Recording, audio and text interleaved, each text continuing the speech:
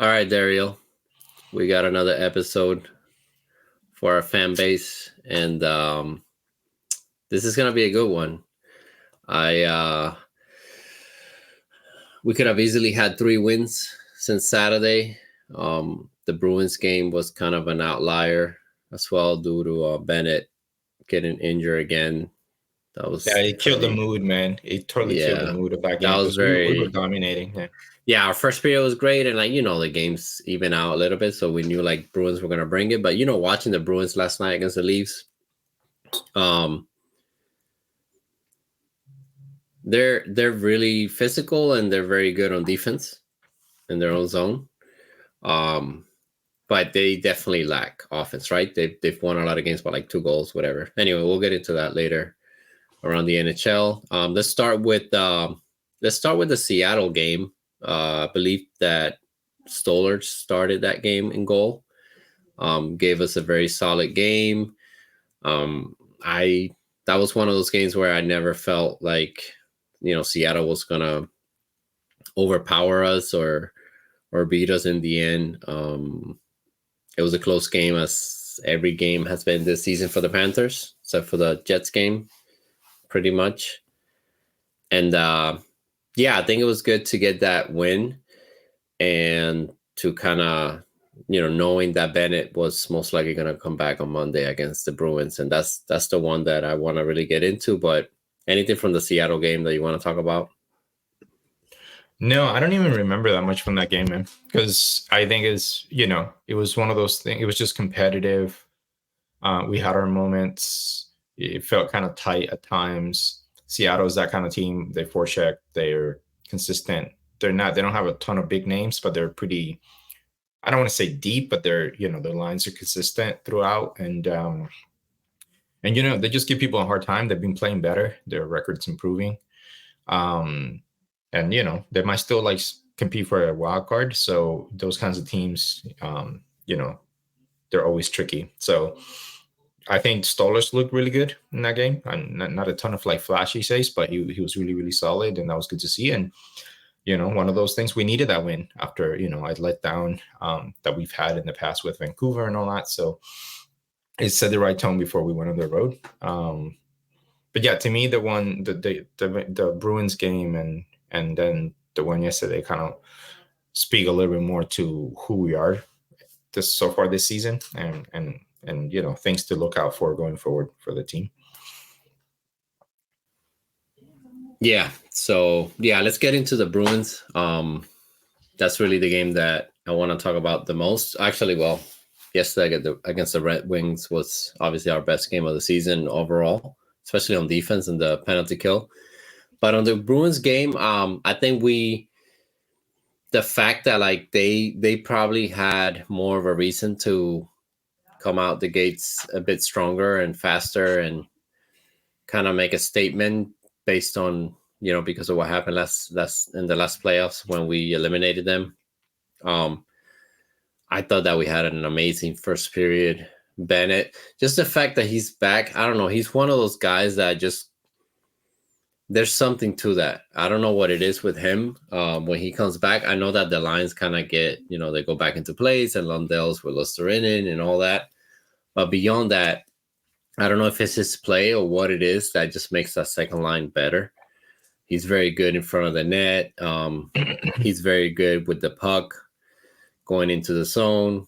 He's a really good center. He's a really good 2-3C for any team. And then obviously he got injured. But what are your major takeaways from that game? For me, it was that first period. And then after that, I realized once Bennett was out and the hit on OEL, and then we had that 5-minute major in the third. After that 5-minute major, I knew we were done.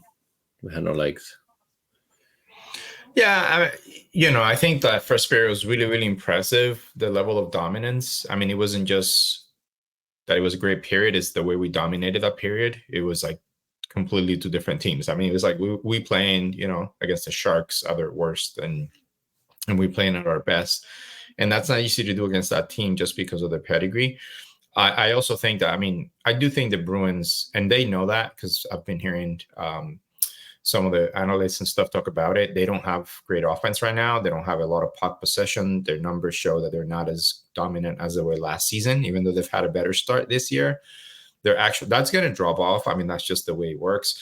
Their goaltending has been incredible. I mean, they're like 1 point something goals allowed for both of them, for Swayman and Ullmark, and even for the whole team.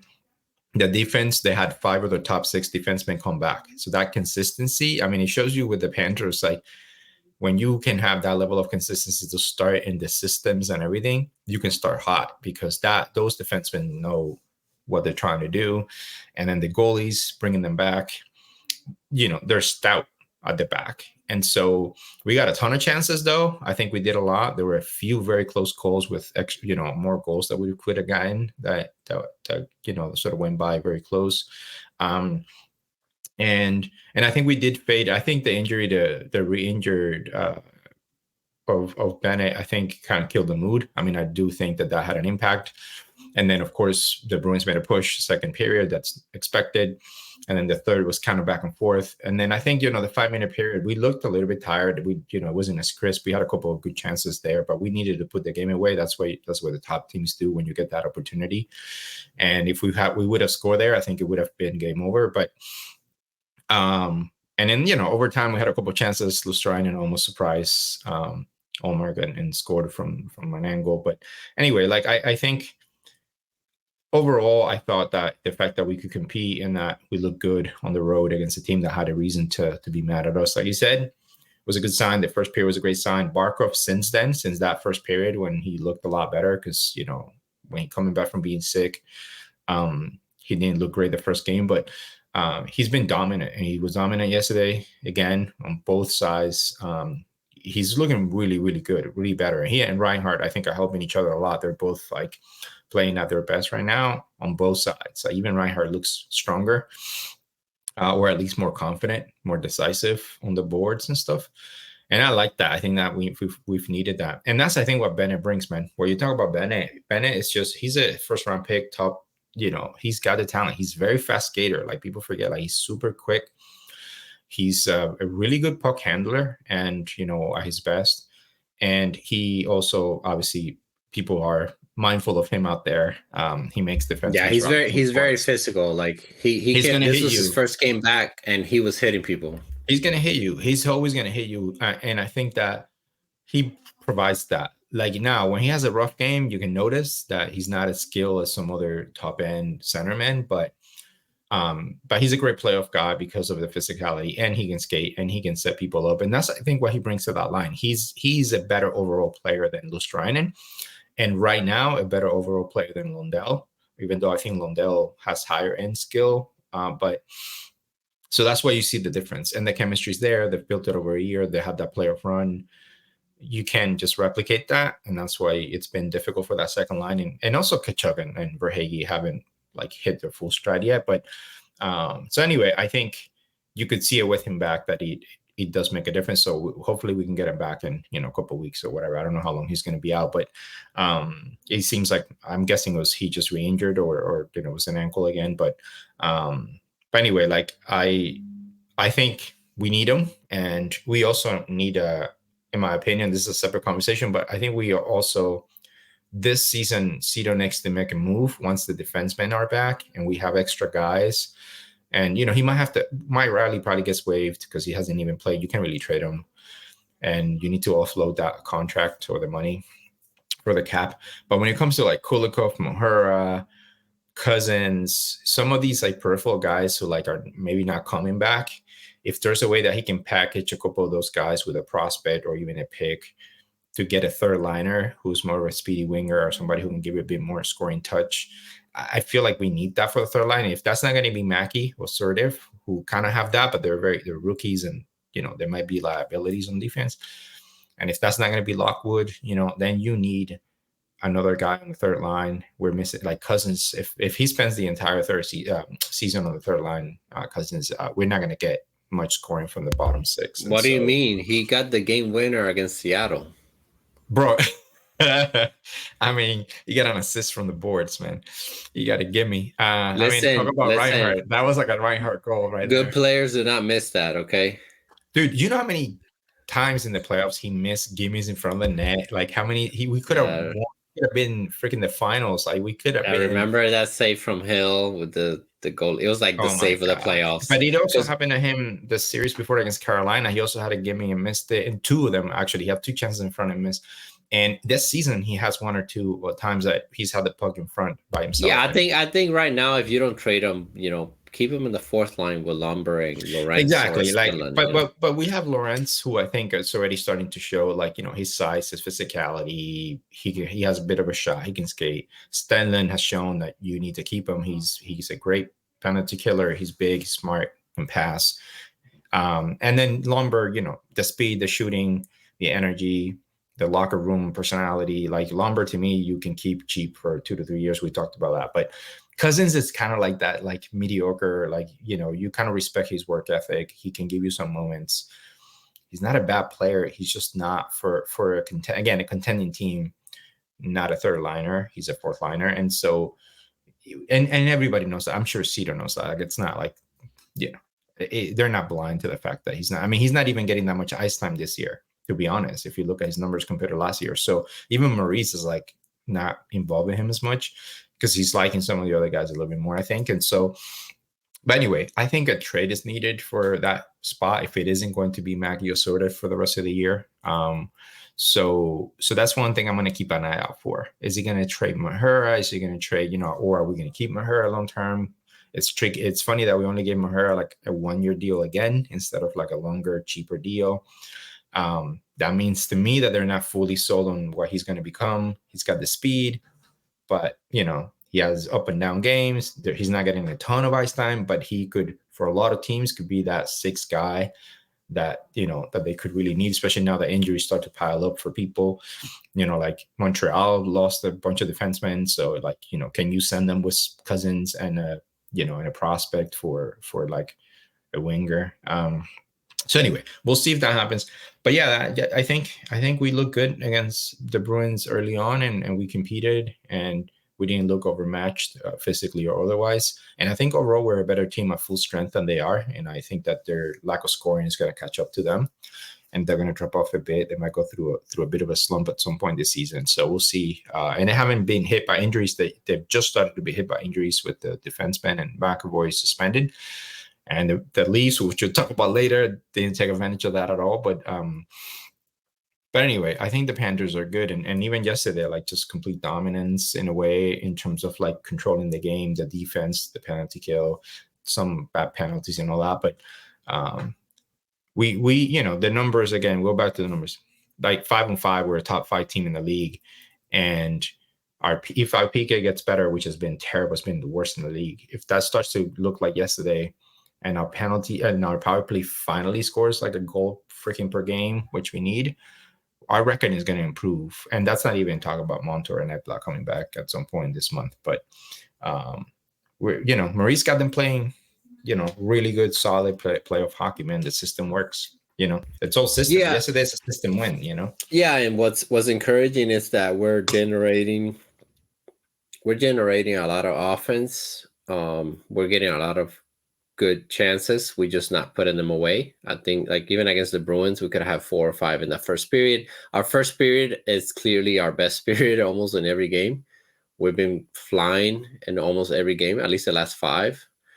So that's good that the team is ready to start. That's a sign of good coaching to have the team ready to go. And you do want to have a couple of goals in the first period. It shapes the game a little differently. In the second and third, it forces the other team to have a really good second period, which is something that it's probably going to work against teams like Chicago now, the Blackhawks, the Capitals. Like those are teams that we can just put away. We score a couple in the first and manage the game. Our defense can get there. I'm hoping that last night against the Red Wings was a bit of a transition into what they've been doing already, but it was just very solid, man. It's very solid. Other than the power play for the Red Wings, there was really no threat. And also Bob has been amazing. I want to talk about him a little bit. But yeah, let's move on to the Red Wings game last night. It's very fresh in our minds. And I think that was our best game of the season. Obviously, it was a shout out. I just mentioned Bob. Bob has been playing great. He hasn't needed, Spencer Knight back there pushing him for him to play great.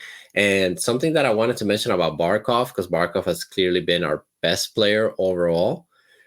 I mean, his checking, like his coming back and checking forwards, and he's just all over the place. He's been playing great. And I think that finals run last year kind of opened his eyes. Some players sometimes need to experience it and see it to be like, oh yeah, I want to be here every day, every day, every year. Because I never seen Barkov start off a season like this. Now with this effort, I do expect Reinhardt to kind of fall back a little bit. He's going to miss some easy goals as expected and probably end up with like 30 goals or something like that. But yeah, my main takeaway last night was the defense overall, including the forwards, was incredible. There were rarely any rushes. There was no easy chances. The Red Wings did miss basically an open net. There was like a bit of a lucky bounce. I think it was Rasmussen that missed the net. That was it. Beyond that, Bob was great. The team played well. The effort has been there from the first game. There's been a couple of bad periods. The second period against Vancouver was probably the worst of the season.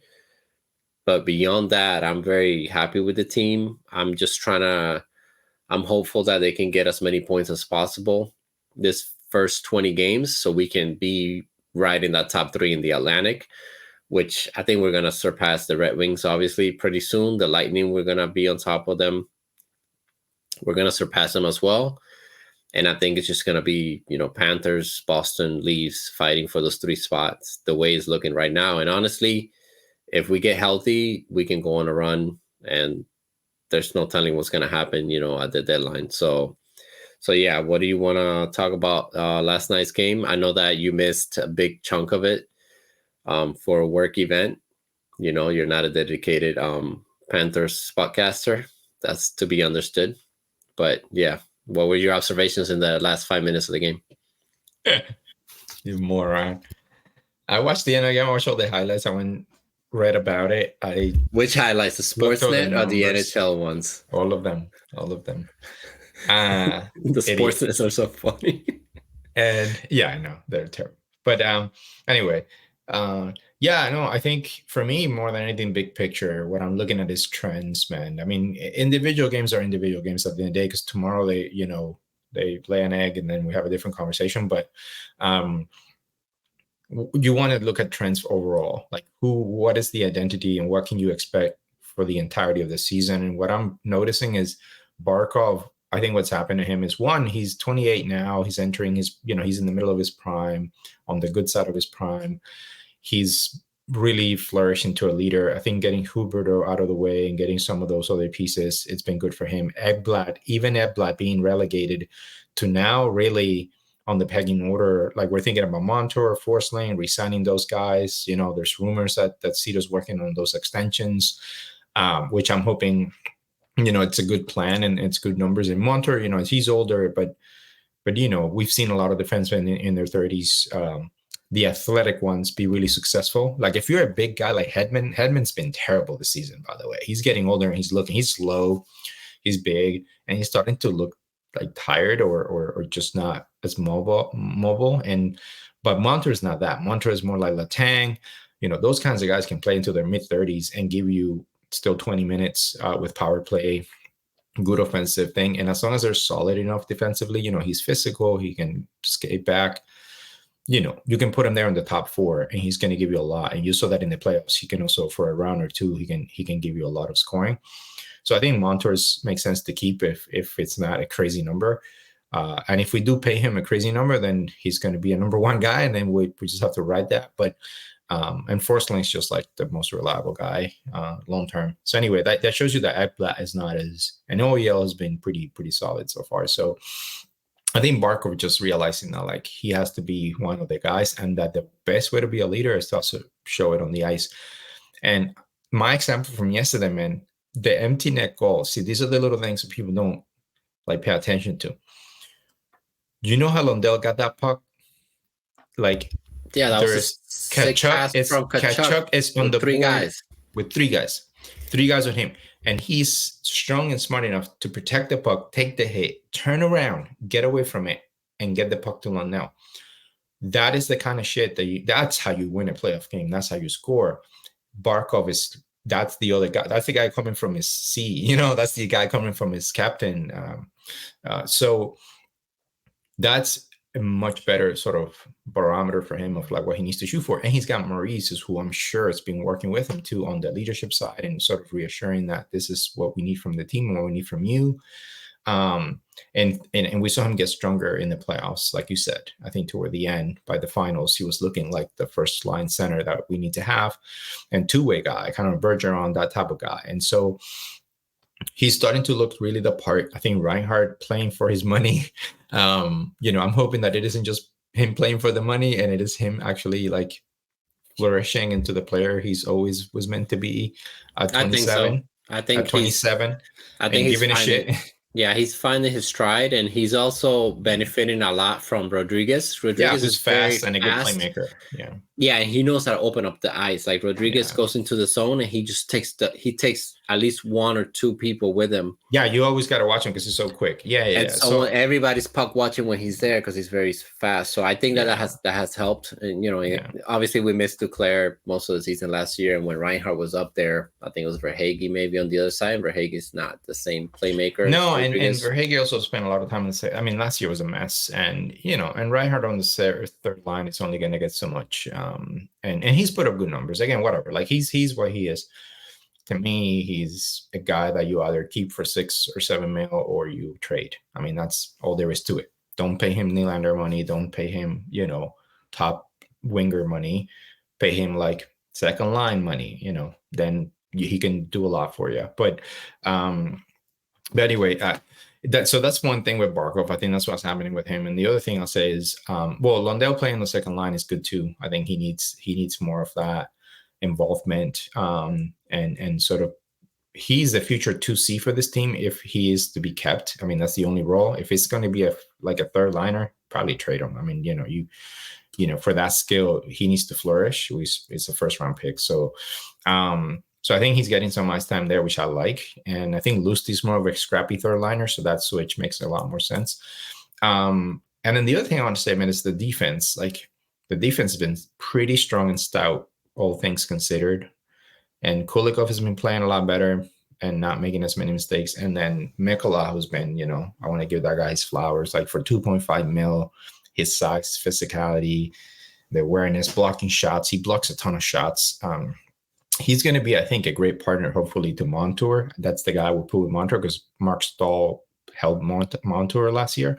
And I feel like Mikkola is much better now than Mark Stahl. So that as a second pairing to me would be legit. And you can still put Ekblad with Forsling, let Forsling fly a little bit more. We'll see his numbers improve because I think Ekblad can play more of that defensive role he played in the playoffs, which actually he was really good at. If he's just more of a physical guy, I think having this extra time to recover for Ekblad might be good long term. And then if you have OEL and Kulikov as your third pairing, man, that's pretty good because you can hide OEL a little bit more, who's a little bit more liable in defense, but he can still give you good puck possession and playmaking.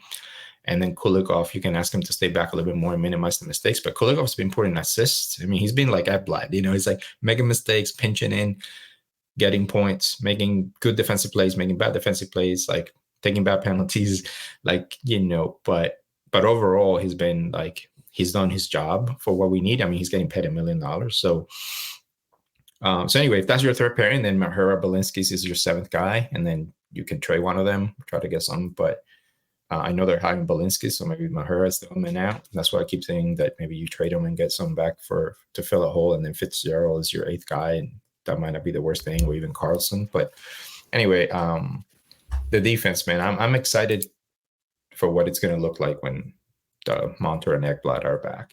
And you almost wish that you don't want to take out, it's funny. Part of the reason why the defense is so good is because we have a lot of defensemen, even Balinskis, as you mentioned, he's a very, very good defender. He's very physical. He's not a big guy, but he's very physical. He's very good on the boards. Mahura is very solid. If Mahura is in your third pairing, you have a decent defensive core.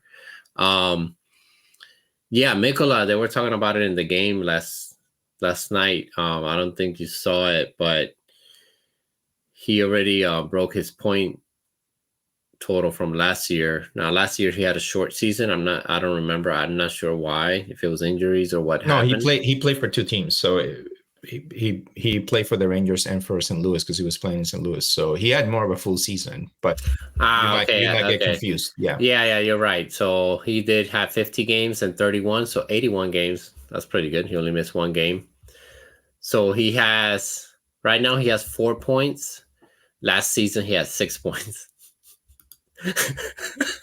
Well, he's a defensive defenseman. He's Mark Stahl. But he's been pinching in, and it's funny. Yeah. It's funny because I almost feel like that was just him. That was just him on the ice. Like, yeah, I can shoot. Give me a couple of shots, and I'll pinch in. I think he was happy with the contract, and if you look at his numbers from the last couple of years or a few years, basically his first season was 1920.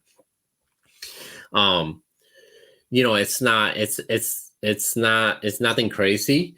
And even his plus minus is not great. But he's already getting the most ice time he's gotten in any team to start the season. And I think that it's not even about his size or anything. Like, he's a tall guy, but he's not like this strong guy. He's just very smart. He's very patient. Yesterday, I think he got hit, and he got pushed into the Red Wings bench. The door stays open so the players can come in and out. So he got pushed right on that door. He fell, almost got injured, and he just got up, looked at the guy, looked at his bench, and said, "Okay, no problem." And that's just very smart, man. Like, a lot of times, and I feel like this is something that Maurice probably has done this year, is cut down on the penalties. Last night was not great. We took a lot of penalties. I think Kulikov is guaranteed to have a penalty a game. Let's just put, he that's going to happen all the time. Yeah, and he's been great. Like, he looks very passive out there. That's what's tricky with him. The eye test, you're like, wait, he's just kind of out there. But I think that's just experience. Like, he knows where to be. The first 30 seconds of his shift, he has a ton of energy. And then after that, he gets lazy on defense. Like, if you catch him on the back end of his shift on the defensive end, he just trips and holds guys because he doesn't skate. That's my criticism of him. And Edblad does the same. To be honest, that's why Edblad takes bad penalties, because once he starts to get tired, his brain short circuits and he doesn't know how to like make that extra push or just like skate himself out of trouble. And that's a separation between the elite defenseman and like the mediocre or like average defenseman. But anyway, like, I think he's a liability in that way. That's why I think if he's on your third pairing with reduced minutes and he can play, those shifts are going to be shorter. He's going to play harder. He's going to try to keep those minutes, because once you get relegated, you don't want to lose your spot. I think he can give you more of a positive on a third pairing than right now on a second pairing, where he's carrying the offense in a way, because Mikola is less offensive. So anyway, I feel like if Kulikov goes back to or maybe Oriel goes back to the left, because they both have played on the left, and I think they're left-handed. So maybe Oriel stays on the right to drive play. But anyway, like, I think Kulikov has done good enough, and Maurice likes him, and obviously they're looking at the numbers and they're looking at his play. Yeah. And I do agree. I think it makes sense to, unless you're gonna resign Mahura, it makes sense to just trade him and package that with Cousins maybe, and just try to get a middle six forward winger that you can plug in that third line. Cousins to me just feels like with Lomberg, I know what he's gonna give us. He's a fourth liner, couple of shots on goal. He's gonna skate fast, etc. Blah blah blah. Stenlin, Lorenz, you kind of know what they're gonna give you now that you've seen him play. With Cousins, he plays hard. He hustles. He plays very hard, but he's a little guy. He's not strong. He doesn't fight. He doesn't score. He doesn't. I think that it's time to move on. And if you're not gonna train Reinhardt, at the deadline. Obviously, Montour, if you're working on a deal, it's because, you know, both parties are interested and all that. Anyway, I think that that makes the most sense now. And if you're Zito and you're watching the product on the ice so far, it's clear that you have a good defense. You have a good defense. Don't mess with it. Don't trade anyone yet. And just, you know, it makes all the sense in the world for Mahura and Balinskis to kind of come out and for Montour and Ekblad to be plugged in. The problem with that is you're going to change the lines. It's going to kind of ruin the chemistry. That's going to be the tricky part for Maurice, and he might have to try it out a couple of games as it was last year. You know, Ekblad Forsling, and then Montour probably with Mikola, since he had Mark Stoll last year to help him out and let him play that offense. Like, that's what you need from Montour. Clearly, he's a good offensive defenseman if you give him the time and the ice, the space out there with a good pairing. And they'll get some practice time before they come back in with their pair. Like, you'll know when they're ready to come back when in practice you start seeing them practice with different guys, because right now they're practicing together and, you know, sort of separate, but that will be a sign, and I'm sure they're going to deliver that practice and chemistry. And I do think you should start with that Ekblad and Forsling because the chemistry is already there, and you don't want to mess with that. And then Montour playing with Mikola versus Mark Stoll won't feel that different at all. So, and Mikola's already on the left, so like that would probably be pretty smooth. So the Kulikov OEL would be the one to work on, but you know, they've been on the team together, so that may be, and again, that's a third pairing. And maybe, who knows, maybe it is Mahura that you keep on the left and Kulikov is your seventh guy. And then you just bring him in as a backup and you just keep Mahura on the left with OEL. And that's less of an issue, less of a change. We'll see. They know. The last thing I'll say is like something that Marie said yesterday that I think we should think about, which is you talk about the offense. And he said, you know, we're going to keep scrapping a little bit here for goals outside of the power play, obviously, which, you know, could help a lot if we can finally score. But one thing he said is that the reason why we don't look as like fast on offense, as smooth, especially without Bennett, is that our speed coming out the back without Montour and Ekblad is a lot slower, you know. And he said the guys are trying, the guys are playing their asses off, meaning the new defensemen like Kulikov and Mikola, you know. But these guys aren't like world beaters, even OEL compared to Ekblad. You know, Ekblad's been doing that his whole career. His whole thing is coming out the back, getting the pass out, joining the rush. Montour is like another forward when he joins. He's faster than most forwards. So that's going to look a lot different when we have those guys, because one, Montour gets the puck coming out the zone, and like things are going to happen, you know. And so I do think that that's going to make us look a lot faster. It might even help our bottom six to have, you know, every shift that they have, they might have one of these guys out there to help with the offense, to help pinch in, to help carry the puck, to help join the rush, to be ready to shoot, get the puck through. We've been struggling a little bit to get the puck through because some of these guys are not as good at it outside of OEL. So again, I you know, Maurice does one more offense, which is, I think, it's a misconception about him. He's all about systems and stuff, but he's all about speed. He said we have to be quicker, faster, moving the puck and getting out and attacking. So he does one goals. But I think that we think of goals only from the forwards perspective. But the truth is that the grinding kind of style, it's harder because you need the tips, you need the rebounds, you need a good shot, whatever. But if you have more, you know, the Panthers of 2022, the President trophies, like the defensemen were pinching in all the time. Uyghur, Ekblad, you know, Forsling, everybody was pinching. Montour, like, and that's also what made us like super threatening. So anyway, I think the offense is going to get better. Actually, not just the defense. Like, I think the defense will be hopefully continue to be solid, but the offense is going to get better with Montour and Ekblad. Yeah, for sure.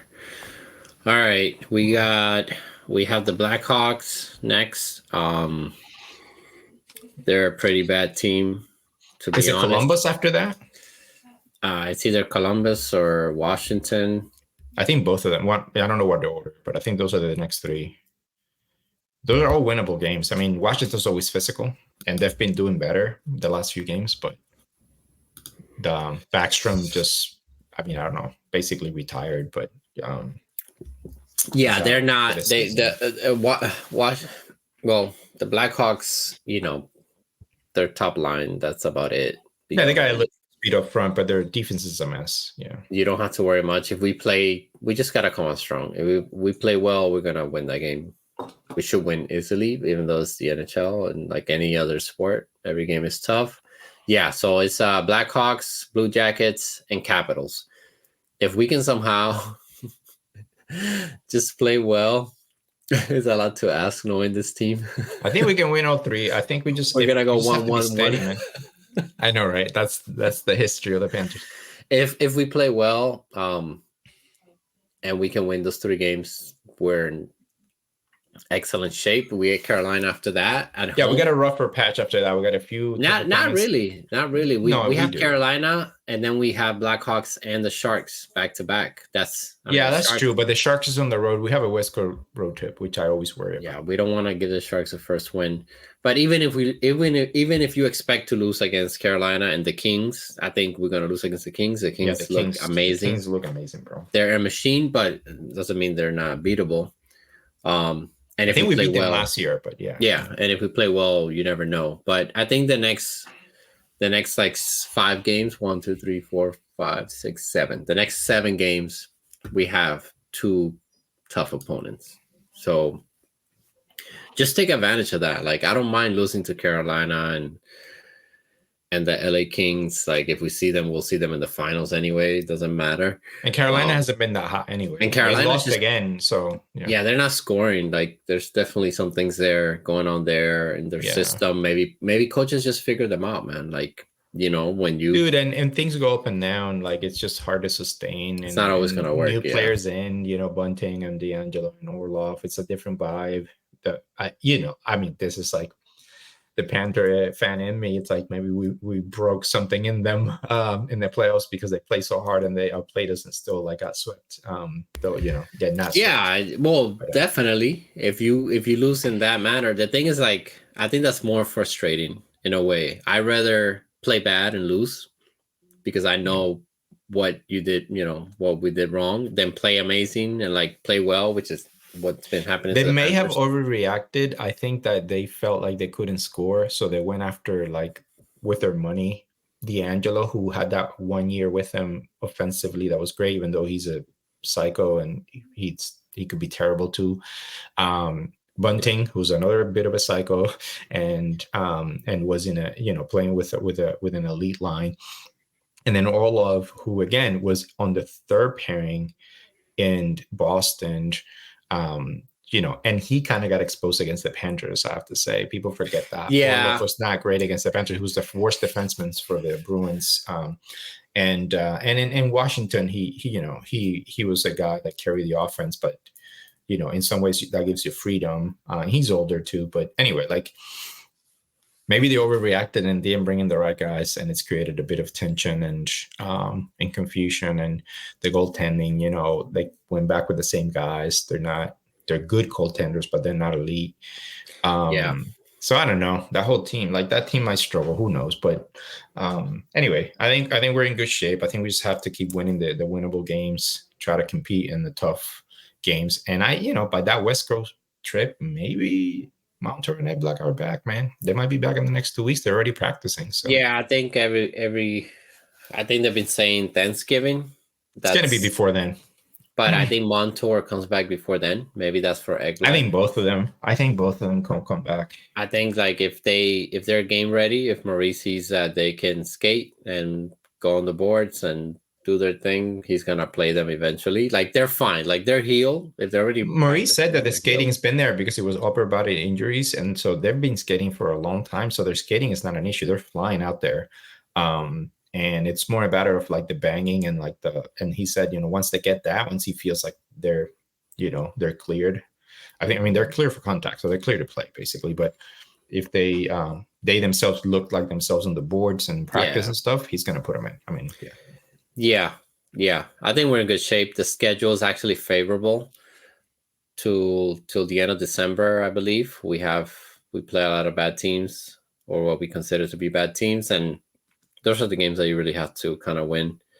But yeah, I think that I think we'll be fine. Like playing like this, especially when we're shorthanded, if we're forced to play like this in a way, and they're doing a good job because like Toronto, the Bruins, this game, even Vancouver, like it's just kind of like finding out what's not going right and how to fix it.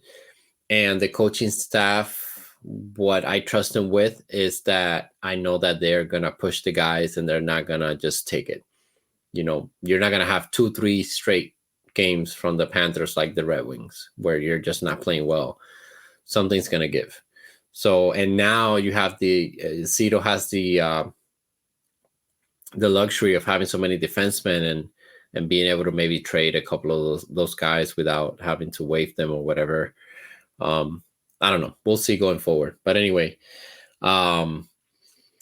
Columbus beat Tampa. I think Tampa's gonna go down pretty fast. I think Vasilevsky needs to get back really soon. I think he's coming back at the end of next month. And Hedman's not looking like himself. The defense doesn't look good.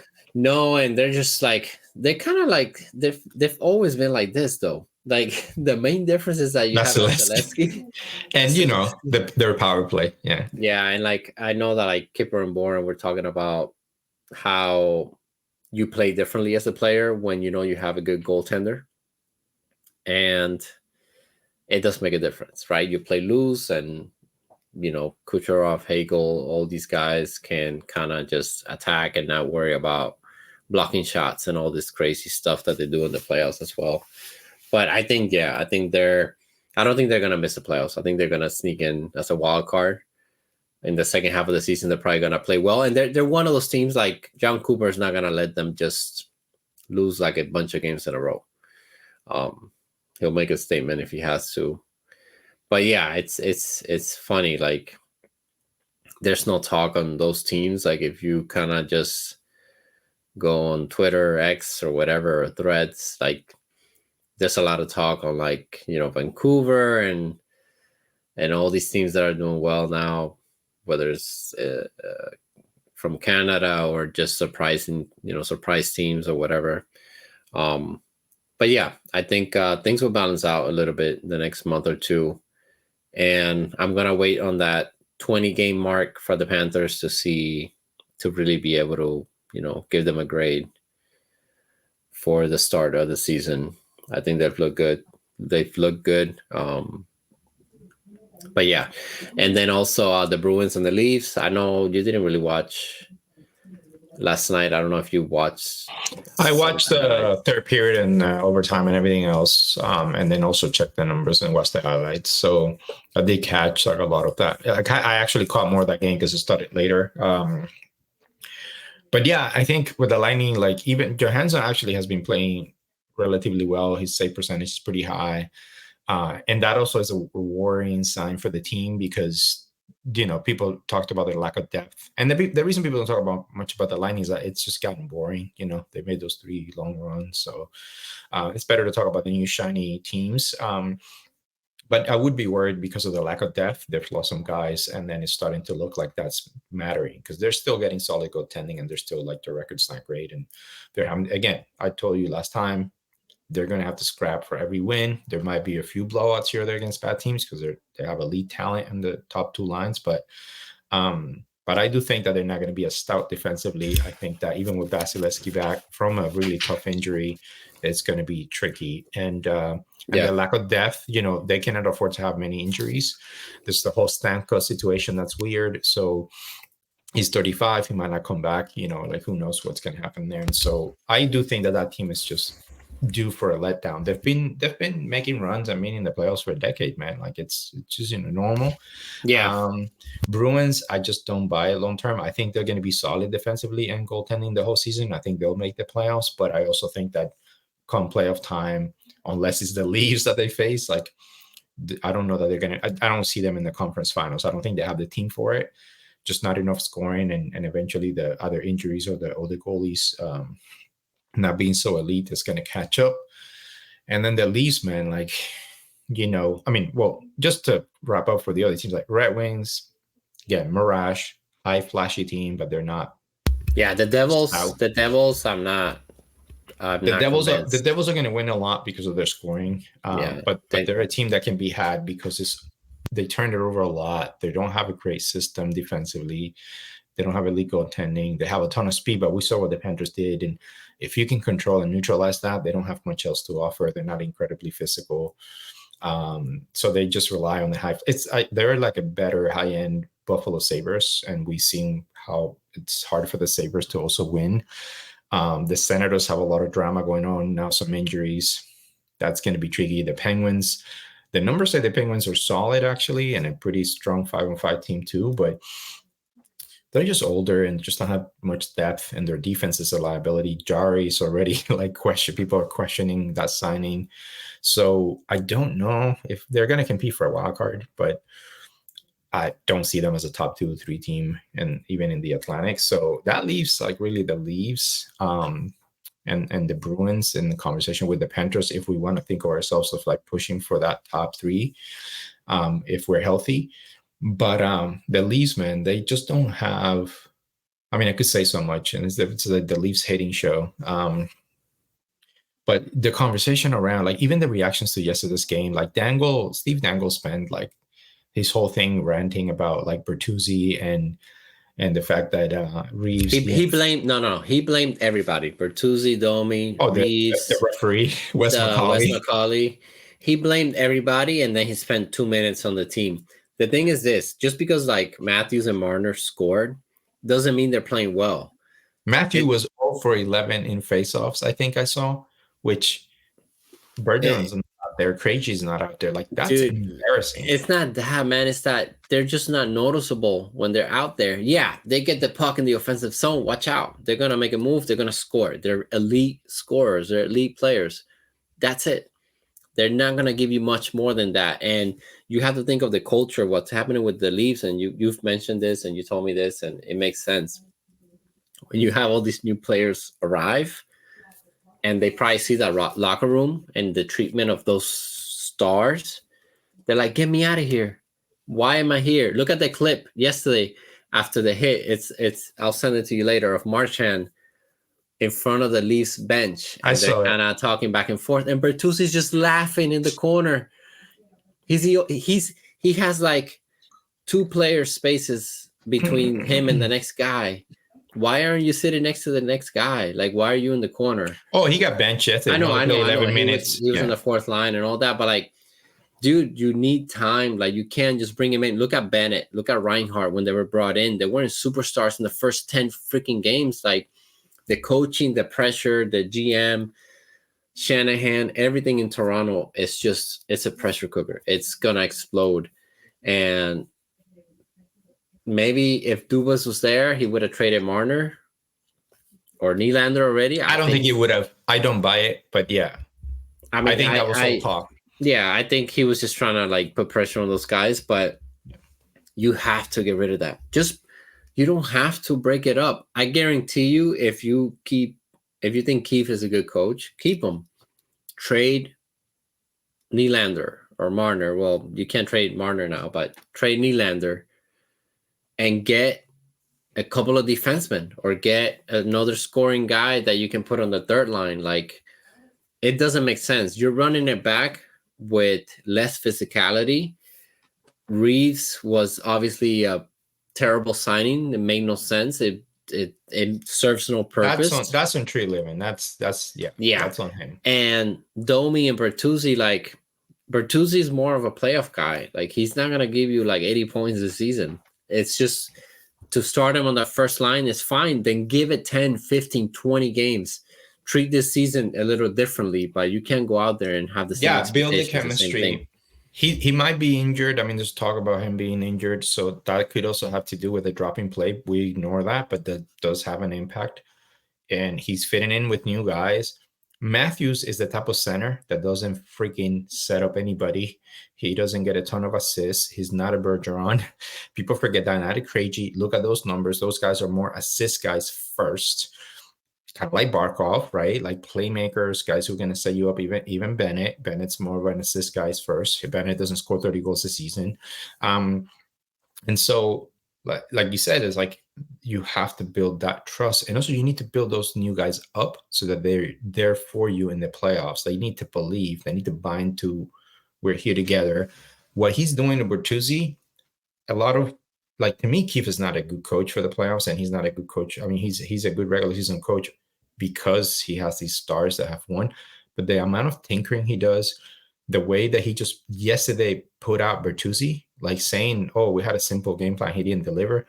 He would never say that about Matthews or Marner, and that difference is why Bertuzzi might, instead of actually caring, it's going to say, you know what, I'm going to laugh in the bench. I'm going to, like, I no, he's probably thinking, I wish I were with these guys. I should have resigned with the Bruins. I should have taken, $1 million less, and I would probably be in a better team, and he would be fighting more. And Reeves, the first couple of games, he was trying to show off. He was trying to show, home crowd. But, well, he's older. He's not going to fight every game. His body part can probably even handle it. And also, he's probably noticing too in the locker room, like, these four guys are like, because they're saying, "Oh, why aren't they doing that?" And I'm thinking, bro, why isn't Matthews? Matthews like 6 whatever, and like, why isn't he going after Marchand? He can take on Marchand. Marchand's a tiny guy. Do you think Kachuk wouldn't go after him? Even Barkov wouldn't slam Marchand if he felt like it was a dirty play. Ekblad wouldn't do it. Ekblad got into it with people in the playoffs and was slamming guys and getting into it. And go down the line. Even for Hagee has gotten into scraps. Like, Bennett, obviously, like, so none of these guys, like, Tavares is terrified. Marner is terrified. Matthew, like, his first fight was last year, and it was because Stamkos punched him in the face, and it technically was a fight. And Nylander doesn't get into any scrap. He's dancing around out there. He's a figure skater, and he wants out of the rink whenever someone goes down. Do you think Reeves gonna fight for those guys? That's not how that works. He doesn't, there's no money enough to go around for him to put his body in the line and go do that. It doesn't magically happen. I pay you to go fight. No, Bertuzzi gets played to be a playmaker, develop chemistry, go to the front of the net, and he's going to need time to develop that chemistry, and Bunting developed it, but give him time to do it. He's a higher end. So what are you going to do? You're going to lose him now? You're going to set him up for failure? Domi, all the pressure, all the criticism, like he's confidence goes to crap. He's now in the third line. Nice is not getting chances. And of course, you're putting too much pressure on Nice because you're like, whoa, it's Nice going to be on the first line, but he's going to be a liability. He's a freaking rookie. He's 21. Like, look what we're doing with Mackey. We're not rushing Mackey. Like, you can't just do that, right? So Keefe probably sees the mistakes that Nice make, and he doesn't want to put him on the top line yet. So, and also they're very liable defensively. So it's all about the offense in Toronto. But the truth is, Keefe as a coach has to understand that if I put a bad defensive winger up top with my bad defenseman Klingberg out there, we're going to get destroyed. And yesterday, the amount of chances that the Bruins had, the last 6 minutes of that game, the third period, the Maple Leafs did not have a shot attempt in the last 6 minutes. The third period was all Bruins, and they came close. They came close like 3 times. They should have won. They should have won a regulation. The expected goals must have been like out of this world. Samsonov saved their ass. Like, and also some of it was luck too. But anyway, like, it's kind of funny from the outside looking at how Maurice came in, and how people just miss out on that perspective of culture matter. Look at the Bruins. The reason the Bruins are winning is because of their culture, not their players. They don't have elite players. They'll tell you that, but they know what they're playing, right? They know how hard it is. And yeah, they lost against the Panthers and all that, and Jim Montgomery panicked, and we got lucky too. I mean, come on, we scored go with a minute left to tie. But they destroyed us physically. They like, that was an incredibly hard series. They made us pay for it. That's a legit playoff team, man. And so anyway, like, to me, the Maple Leafs need to shoot up. I mean, 7 years now, like, you don't have a playoff team. And bringing Bertuzzi and Reeves doesn't magically do anything if Matthews and Marner and Nylander and Tavares aren't going to do what Barkov is doing. They're not going to do what Reinhart is doing. They're not going to do what Ed Black did in the playoffs. You need to buy in. So anyway, it's just kind of funny, man. And then they're blaming all these other guys. I'm like, go after your star. The dude is the highest paid guy in the league now with this new contract. And, it's going to be. And he couldn't win a faceoff yesterday. And you're not even going to mention that? Like, that doesn't matter? No, yeah. Keefe is not going to mention that and say, like, our star first, like, couldn't win a faceoff yesterday, couldn't get out of his own zone because he and Marner couldn't get out of the zone yesterday in the third period. And you're going to say Bertuzzi didn't play, was a reason? Like, I'm sorry, bro. This is a joke, bro. Dude, high danger chances yesterday for the Bruins, 19. For the Leafs, 5. That's a 14. And then expected goals were 3.78 for Boston. I thought it'd be a little higher. And then just the 2 for the Maple Leafs. So the Maple Leafs actually met their expected goals. They've been doing that all season. They've been meeting their expected goals. I mean, that's the only reason they don't have a losing record. So I think like what's more telling is just 19 high danger chances out of 30 scoring chances, and then 5 out of 20. They're crushing the net, man. Yeah, so like it's how you play. It's not, and if you give Marner or Matthews 2-3 decent chances to score, they're probably gonna score 1. That's the difference. That's the only reason why I get to the playoffs. But Maurice, not just Maurice, Cassidy, like the coaches who know how to play in the playoffs will tell you what happens in the playoffs is that those chances that Marner and Matthews got yesterday, they get minimized because guys are playing harder. They're focusing on defense. They're hitting more. They're trying to turn it over a lot more. They're being more practical, safer, which is kind of how the Bruins play. Because you mentioned the 2 goals, they were bad turnovers by the Bruins. That's how we scored against the Bruins. That's how we scored against the Maple Leafs. So you got to work on minimizing those. So when Matthews and Marner aren't putting up a big, scoring those easy goals or whatever, those open shot lane goals, which are harder to come by in the playoffs, what are you relying on? Because nobody's scratching the net. And you know who can crash the net for you then? Bertuzzi. But if you don't take care of him, he ain't going to do it. He was doing it for the Bruins, and scored in a ton against the Panthers. But so to me, that's what I think is laughable about their team and their culture is that they keep talking themselves in circles when the problem is obvious. Your superstars are not serious people. They're not serious players, and they never became that. And haven't had a coach in Keith that has really held them accountable and say either get with the program or you're out, or trade Huberdeau, trade Marner, trade Nylander, get a catch-up back, get an elite defenseman back, 2-way guy, and see how quickly your team gets better. So anyway, it's fun watching them because it's like they are incredibly vulnerable this season, more than they have been in 3 years. And I think that they're starting to freak out the fan base. Yeah, I think you have to realize that something is really, they're not going to get a bunch of easy wins unless it's like really bad teams and shit. Yeah. All right. I think that's enough for today. Never enough hitting on the Leafs, bro. Yeah. It's never enough. It's always there. Yeah, it's just you just want good commentary and like post game comments. You don't want they react to every game in a different way, and just look at the sample size. The Leafs have not been good this year. They have not been good in their wins. Like the first 2 games, they got the 2 hat tricks or whatever from Matthews. That's it.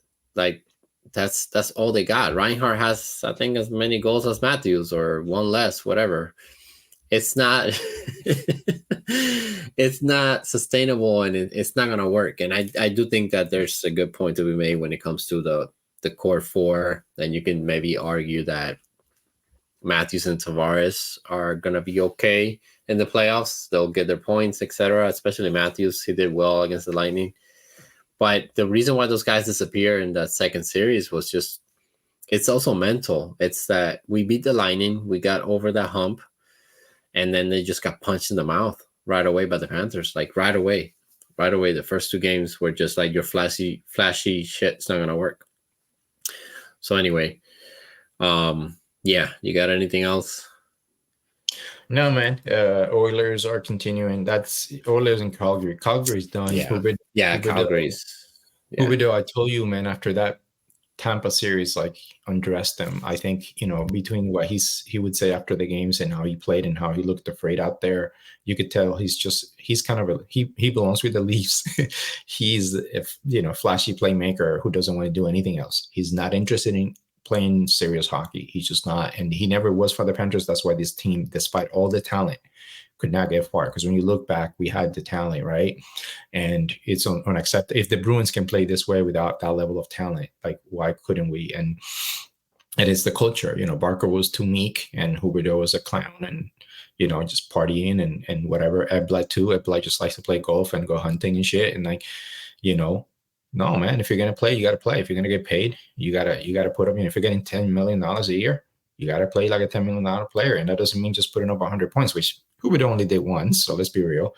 But like win a couple of playoff rounds, get us to a conference final, when you're in your prime. And he's 30 already. And what has he done? He has fewer playoff games played than Tkachuk. And Tkachuk is like 5 years younger. So it's all you need to know about the difference between them. And so I think the Flames are done. I think the Flames are going to have to blow it up. They have no choice. It's already terrible out there. The coach is super soft because they went the opposite way with Suter. And then the Oilers also, McDavid unhappy and, still lost again yesterday. And their defense, their goaltending, I mean, the coach probably going to get fired. I don't know what they're going to do because they don't have any cap, but that's looking ugly and McDavid's not happy. So anyway, just a lot of drama. Vancouver winning. It's kind of fun. I still don't believe Tockett's going to win anything meaningful, but it's fun to see them. No, they're responding well. And like, I think they got talent, man. They got a lot of talent. They have a lot of talent, a lot of speed. And he's just the type of coach that's just going to have the guys play hard. And if you have talented players and they play hard, you're going to win. Yeah. That's the trick. Yeah. But you know what he did? He benched JT Miller in the second period and then put him out there again with the top line, right? And then he scored a game-winning goal. So like, or scored a goal. So it's not the Bertuzzi thing where like, oh, you go to the fourth line, F you, you're done. He also like says a lot of things publicly that I have problems with, but he does sound, and I've been hearing that behind the scenes, he tries to build guys up. So, maybe he's learning, he's had that balance. But for whatever reason, like Quinn Hughes, Pettersson, I mean, these guys are elite guys, and Bozer, to pronounce his last name, and JT Miller, and and even Garland, and they got talent, and Demko's a really good goalie. So I know they can. They're going to take a spot. They might take the Kraken spot. They might take the older spot, but they're going to take somebody's spot in the playoffs. It'd be fun to see a different team there. But yeah, that's kind of what's happening right now. Just we'll see with the East, man. It's a gauntlet. So next week we'll see where we are again. Yeah, let's take advantage of the next 2 months. That's the only thing I want the team to do. Have a good winning record the next 2 months and go from there. All right, we'll wrap it up here. Thank you guys for watching. We're gonna have a weekly recap for the rest of the season, pretty much. So make sure to subscribe, follow along, and we'll bring a lot of hopefully smart content your way. And we'll catch you guys on the next one. Thank you for watching. Yeah, this is how David sounds when he's happy.